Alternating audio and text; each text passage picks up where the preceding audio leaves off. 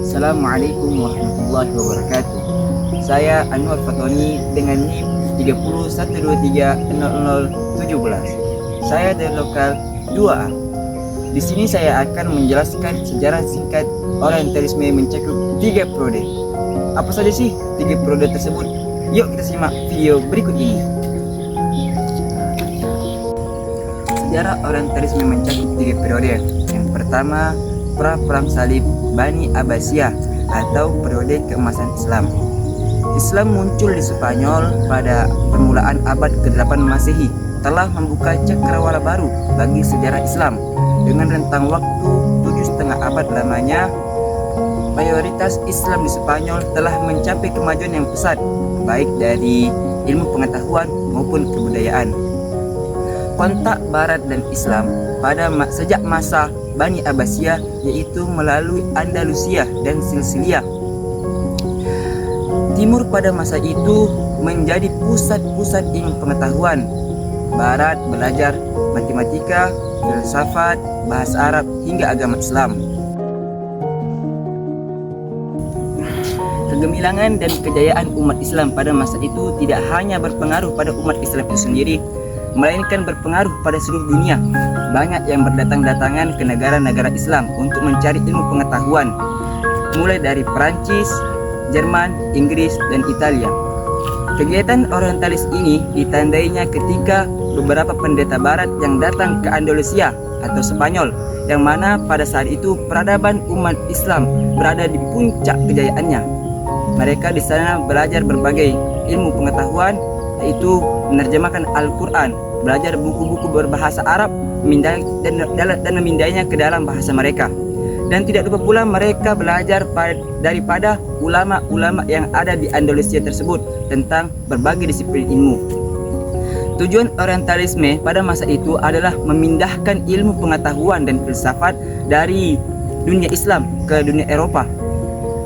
Tujuan ini meningkatkan minat mereka untuk belajar bahasa Arab dari universitas-universitas. Kedua, masa Perang Salib. Terjadinya Perang Salib cukup lama, 2 abad lamanya. Kemenangan dan kekalahan silih berganti di antara kaum muslimin dan tentara Kristen. Dan pada akhirnya tentara Kristen dipukul mundur oleh kaum muslimin. Bahkan pasca Perang Salib, sebagian kawasan Eropa ada yang diduduki oleh kaum muslimin yang disebut dengan Khilafah Utsmani. Disebut Perang Salib karena ekspedisi tentara militer orang Kristen menggunakan salib sebagai simbol pemersatu mereka bahwa perang yang dilakukan mereka adalah perang suci yang bertujuan untuk membebaskan Baitul Maqdis atau Yerusalem dari tangan-tangan orang-orang Islam. Peristiwa Perang Salib yang terjadi cukup lama menimbulkan akibat-akibat penting dalam sejarah dunia. Perang Salib membawa Eropa masuk ke dalam dunia Islam, dalam dunia kaum muslimin, sehingga terjalinnya hubungan antara Barat dan Timur. Kontak ini menimbulkan tukar pikiran antara kedua belah pihak. Pemikiran orang Timur yang progresif dan maju menimbulkan daya dorong yang besar untuk pertumbuhan intelektual Eropa. Yang ketiga, masa pencerahan Eropa. Kekalahan yang dialami oleh tentara Kristen menimbulkan rasa benci yang mendalam kepada umat Islam. Mereka berusaha menghancurkan umat Islam dari sisi manapun. Adapun cara strategi yang digunakan mereka dengan cara menggunakan kesan-kesan yang buruk terhadap umat Islam, Nabi Muhammad, bahkan Al-Quran. Mereka berusaha menimbulkan keraguan-keraguan terhadap umat Islam dengan agamanya, nabinya, bahkan Al-Quran yang dijadikan sebagai pedoman ajarannya, sehingga umat Islam menjadi rapuh dalam keimanan dan agama yang dianutnya. Setelah Perang Salib, terjadi masa Renaissance atau yang dikenal dengan masa pencerahan. Eropa pada saat itu menjadi maju, baik di bidang ilmu pengetahuan dan teknologi yang dibangunnya. Renaissance Barat memunculkan revolusi industri di Barat dengan mendirikan pabrik-pabrik berdasarkan berbagai penemuan di bidang ilmu pengetahuan.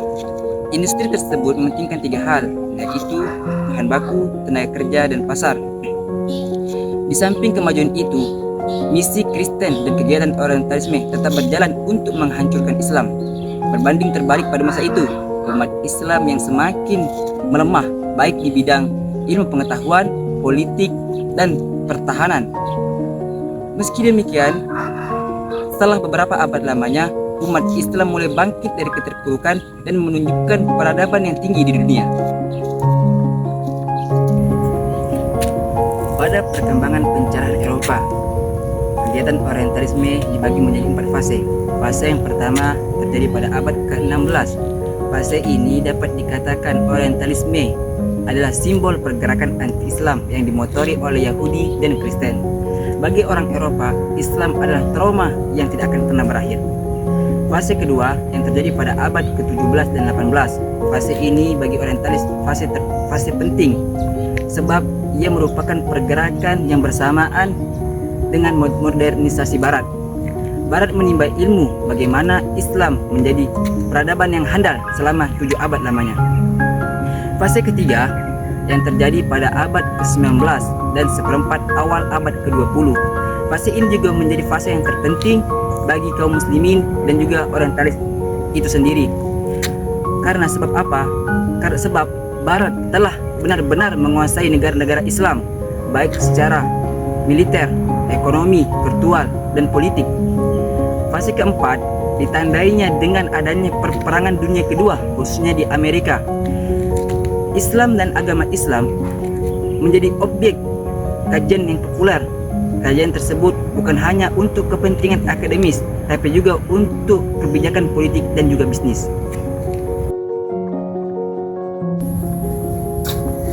Nah, itu dia sejarah singkat Orientalisme mencakup 3 periode.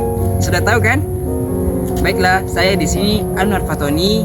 Terima kasih atas perhatian. Lebih dan kurang saya mohon maaf. Saya akhiri. Wassalamualaikum warahmatullahi wabarakatuh. Dadah.